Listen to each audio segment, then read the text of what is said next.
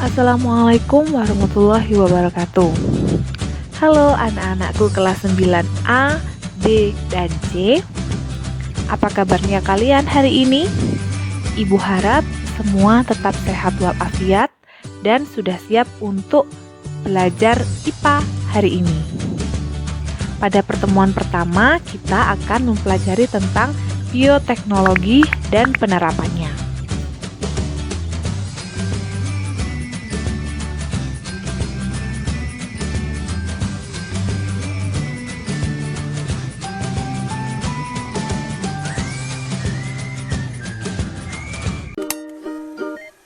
Bioteknologi berasal dari kata bio yang artinya hidup, teknos yang artinya teknologi, dan logos yang artinya ilmu. Secara harfiah, bioteknologi berarti ilmu yang menerapkan prinsip-prinsip biologi. Secara klasik, bioteknologi merupakan teknologi yang memanfaatkan organisme atau makhluk hidup untuk menghasilkan suatu produk maupun jasa yang bermanfaat bagi manusia. Pada umumnya, makhluk hidup yang dimanfaatkan dalam proses bioteknologi merupakan mikroba.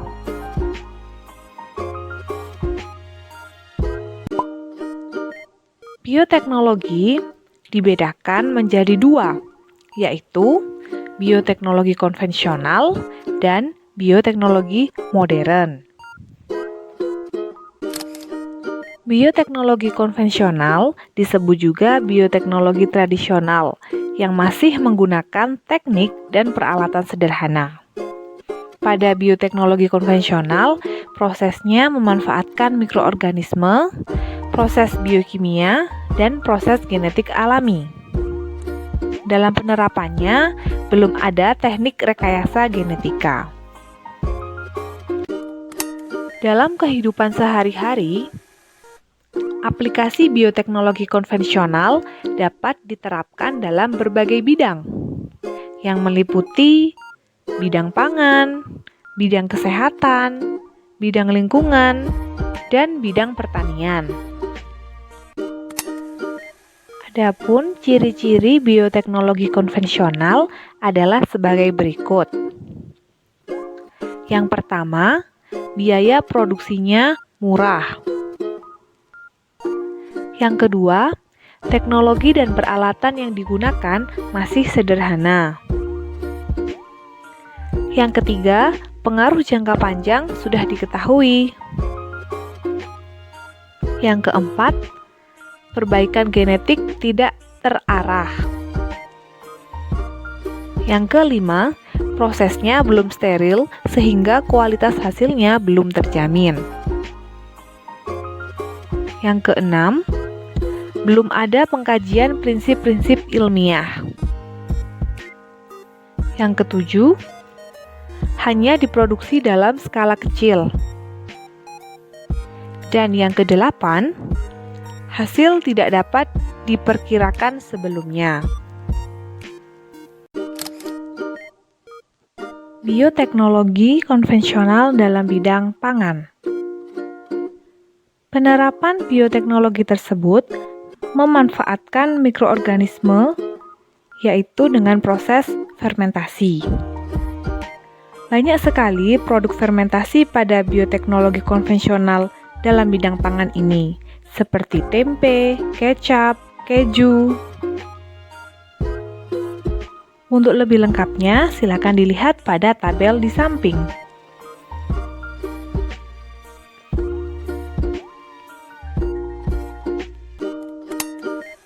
Bioteknologi konvensional dalam bidang kesehatan. Penerapan bioteknologi ini meliputi pembuatan antibiotik. Antibiotik merupakan zat kimia yang dihasilkan oleh mikroorganisme terutama bakteri dan jamur yang dapat menghambat pertumbuhan atau membunuh bakteri dan mikroorganisme lainnya. Bioteknologi konvensional dalam bidang lingkungan. Mikroorganisme yang dapat digunakan untuk mengatasi pencemaran lingkungan diantaranya adalah sebagai berikut. Yang pertama, Bacillus subtilis. Mikroba ini dapat memisahkan logam berat yang ada di dalam limbah industri. Yang kedua, Thiobacillus ferroxidans. Mikroba ini berperan untuk menangani limbah di pertambangan batu bara dengan teknik disulfurisasi batu bara. Dan yang ketiga, Pseudomonas putida. Mikroba ini dapat menguraikan minyak bumi pada kasus pencemaran air laut oleh pengeboran minyak lepas pantai maupun tumpahan minyak di laut. Bioteknologi konvensional dalam bidang pertanian.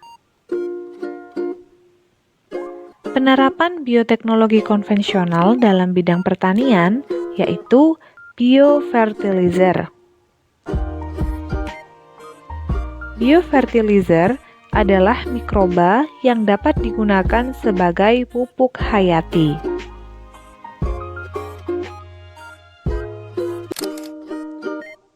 Bioteknologi modern merupakan bioteknologi yang sudah menggunakan teknik dan peralatan yang canggih.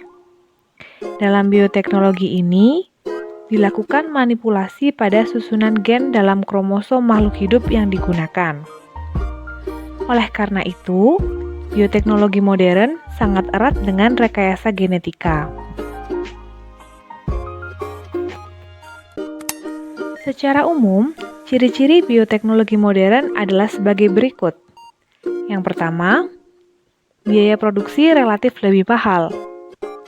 Kedua, memerlukan teknologi dan peralatan yang canggih. Ketiga, pengaruh jangka panjang belum diketahui. Keempat, menghasilkan organisme yang sifat barunya tidak ada pada sifat alaminya. Yang kelima, perbaikan sifat genetik dapat dilakukan secara terarah. Dan yang keenam, hasil dapat diperhitungkan.